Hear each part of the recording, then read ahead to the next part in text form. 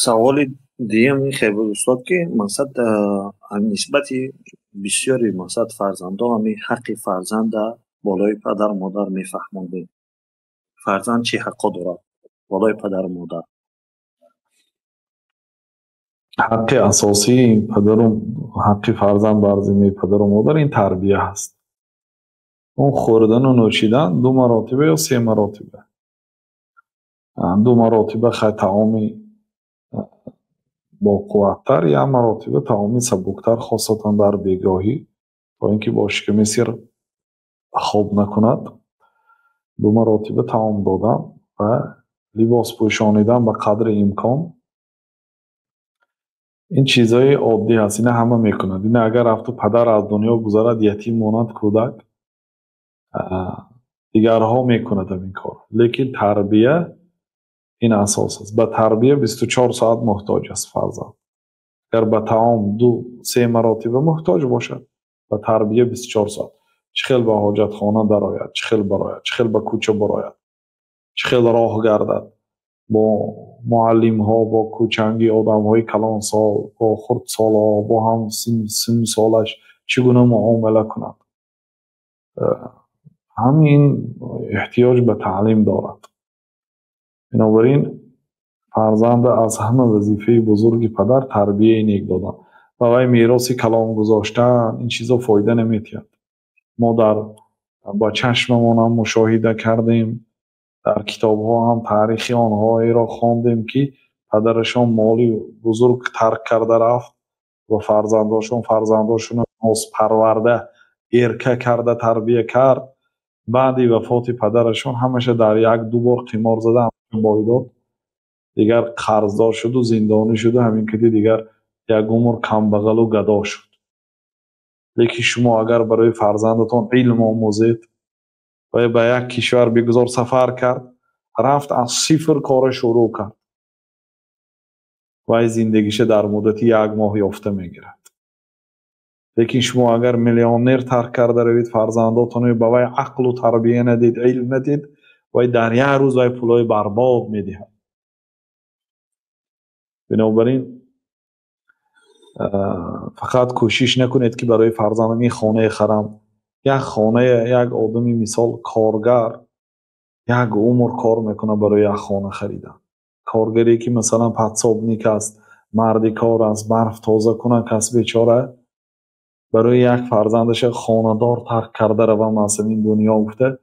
اگر مهنت کنید یا اون بچه‌م تلفن گساز تلفن خریدت یا افته تلفن خریدت و شب و روز در تلفن گناه کند، شب و روز بازی کند، شما در وگان خوابه در روسیه در زمستان‌های خنک کار میکنید، مهنت کرده برای وی خانه ساخته میدید و پدر و فرزند وقتی تربیه نکرده، اون فرزند هیچ فایده نیست، ضرر است برعکس. بنابراین شما در تربیهش کوشش کنید. اون مال و رزق این چیزایی که در یک لحظه میبیاد در یک لحظه میرد. مهم علم داشته باشد، مهم هنر داشته باشد، مهم تربیه داشته باشد. هو انفسکم و اهلیکم نارا، اهل و عائلتان و خودتان از آتش دوزخ نگاه دارید. راست تربیت کنید. در مدتی کم اون فرزندتان صاحب پول هم میشه، صاحب آبرو هم میشه، صاحب زن هم میشه، همه چیز صاحب میشه. این چخیلی که گفتیم اگر بی علم و بی تربیه ترک کرده روید، اون مهنت یک عمره شما در یک روز برباد میده. بنابراین اساس تعلیم و تربیه برای کوشش کنید خوانید، کوشش کنید دانش دید، کوشش کنید با بزرگان واخورانید. صحابه های کرام خاصتا وقتی که کم ماندن در روی دنیا، تابعین فرزنداشون رو به نزداشون گرام میرفتن.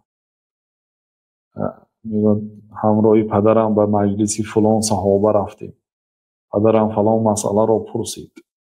یعنی پسرها اینه در خاطرشان دارن. فرزنداتون گرفته به نزد بزرگان، وقت زیارتی یگان بزرگ میرید، فرزنداتون گران روید، آداب و اخلاق تعلیم میگیرد. مثلا در دیگر کشورها باشید به مسجدها برید، یعنی کودکا در تمام دنیا به مسجدها اجازت هست، دستتان گرفته به نمازها برید، در پهلوتان مانده نماز گذارید.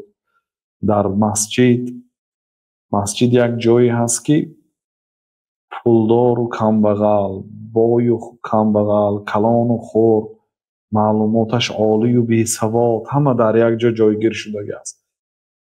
اما مثلا چایخانه گیرید، اگر چایخانه ده پولدارا کروگی خودش علایده، کمبغلا کروگی خودش علایده، کارمندا کروگی خودش علایده، کودکا در مکتب که کتی بازی میکند که کتی میگردد، کودکای هم مثلی خودش کتی.